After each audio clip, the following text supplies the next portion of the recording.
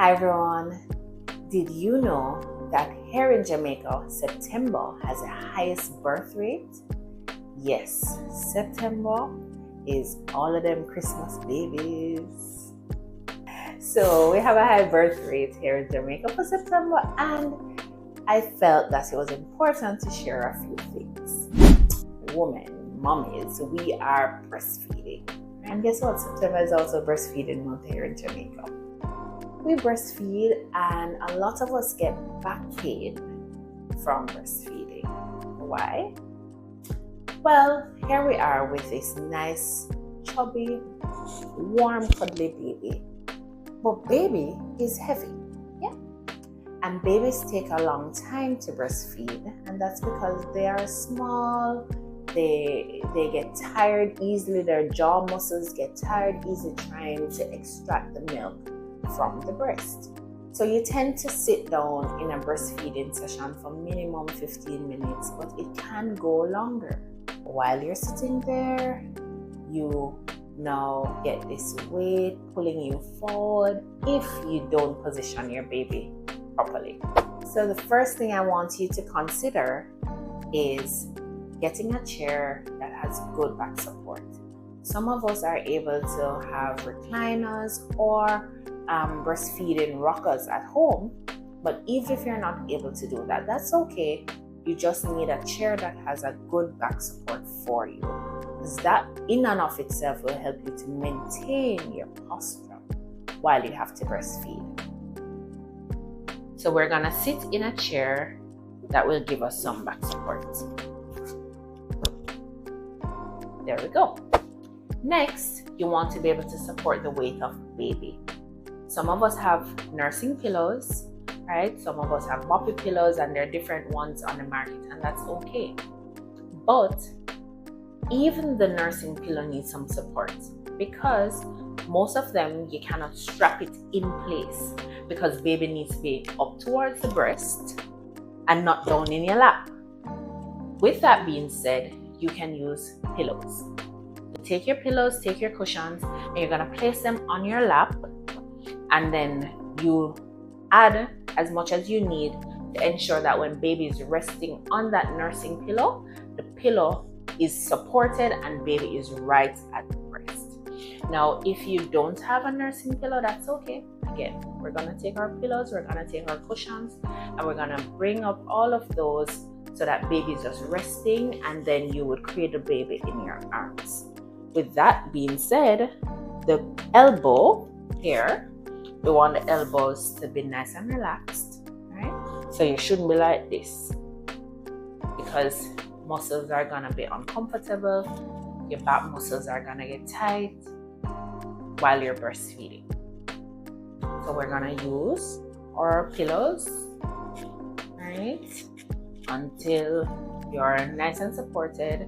You get the arm supported. So if you have a chair, for example, that has the armrest, that's perfect. Get yourself some support so that you feel nice and comfortable. Okay? So here we are. Baby is now at the breast and well supported. Mommies, you are not going to the baby.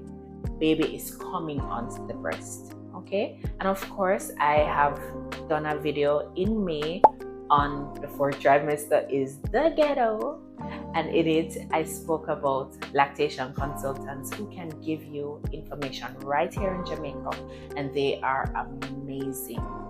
I'm telling you from experience, right? Now, baby, you don't want to come to feed baby. Baby needs to come onto the breast, because if you do that, you're more than likely you're going to end up staying in that position to nurse. And you see this is uncomfortable, you will hurt your back, and it's not going to be nice, and you're going to need to come to physio to manage that back pain and discomfort.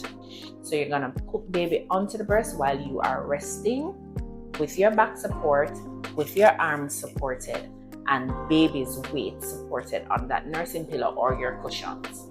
Okay, even if you're now gonna put, because we have different holds for baby, because we have that football hold where baby is on the arm and the head is here and the legs are behind you. Again, I want to have my hand on the pillow or pillows and cushions that the baby is resting on, my arm is resting on, see my shoulder is nice and relaxed, and then baby comes onto the breast. Very, very, very important. Save yourselves, moms. One of the things that can happen for breastfeeding moms, especially in the early stages, is engorgement of the breast.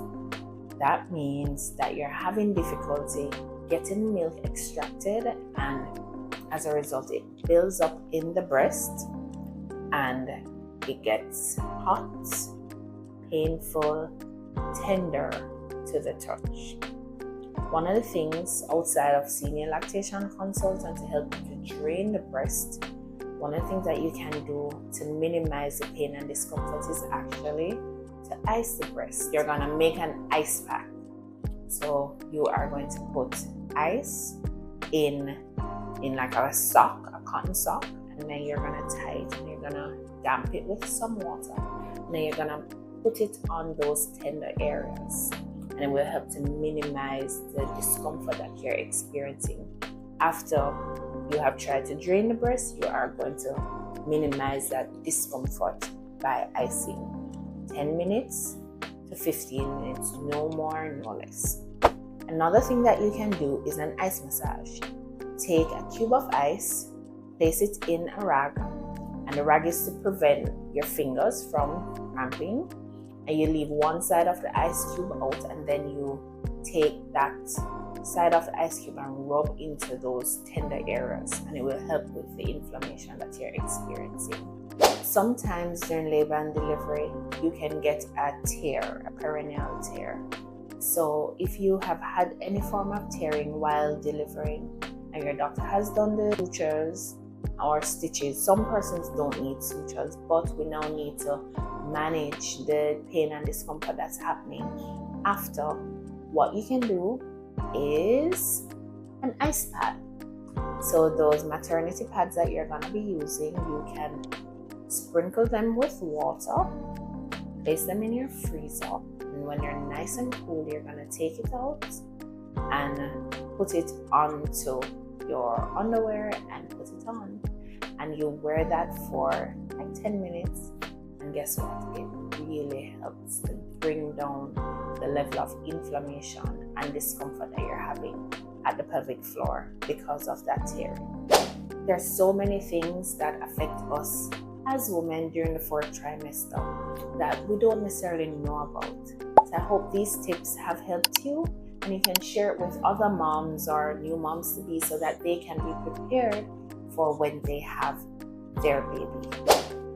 Now, our next video, we're going to talk some more about pelvic floor dysfunction and how to manage it during the 4th trimester. And we're also going to talk about, in another video, the Pervian's tenosynovitis, otherwise known as mommy thumb, which affects a lot of us after we have babies. Thank you. Bye.